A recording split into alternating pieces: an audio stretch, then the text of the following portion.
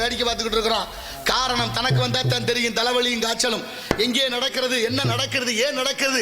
பிரிது ஒன்றை இழக்க வேண்டும் என்றால் பிரிது ஒன்றை இழக்காது, பிரிது ஒன்றை அடைய முடியாது.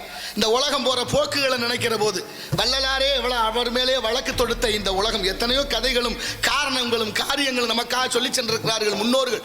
எப்படி இருந்த தமிழ்நாடு ஏன் இப்படி இருக்கு என்ற சிந்தனை ஒவ்வொருத்தருக்குள்ளேயும் வரணுமே. வருதா இல்லையே? என்ன நடக்குது இங்க? 25 வருஷத்துக்கு முன்னால எல்லார் வீட்லயும் விதை நெல் பட்டறை கட்டி வச்சிருந்தோம். இப்ப விதப்பு காலம் வந்துருச்சு. அடுத்து புரட்டாசி பிறக்க போகுது. ஆடிப்பட்டம் தேடி விதைச்சது போக ஆவணியில் வந்து விதைச்சிக்கிட்டு இருக்கிறோம். நாத்துப்பாவி நடவு நட்ட காலம் போய் விதப்பு நெல்லாக மாறி இருக்கு. ஏன் மாறுச்சுன்னு யோசிக்கணும். என்னமோ நடக்குது, நம்மளும் போறோம்னு போயிட்டே இருந்தா யார் சொல்லுவா, யார் கேட்பா? விதை நெல் 25 வருஷத்துக்கு முன்னால பட்டறை கட்டி எல்லார் வீட்லயும் வச்சிருந்தோம். குதிர்னு சொல்லக்கூடிய குதிரில் இருந்துச்சு, 10,000 சொல்லக்கூடிய அதுக்குள்ள இருந்துச்சு. அப்படிப்பட்ட விதை நெல் இன்னைக்கு நம்ம கிட்ட இல்லை. யார்கிட்ட இருக்கு? அரசாங்கத்திட்ட இருக்கு. அது தனியார் நிறுவனம் மேன்சாண்டல் நிறுவனத்தில் இருக்கு.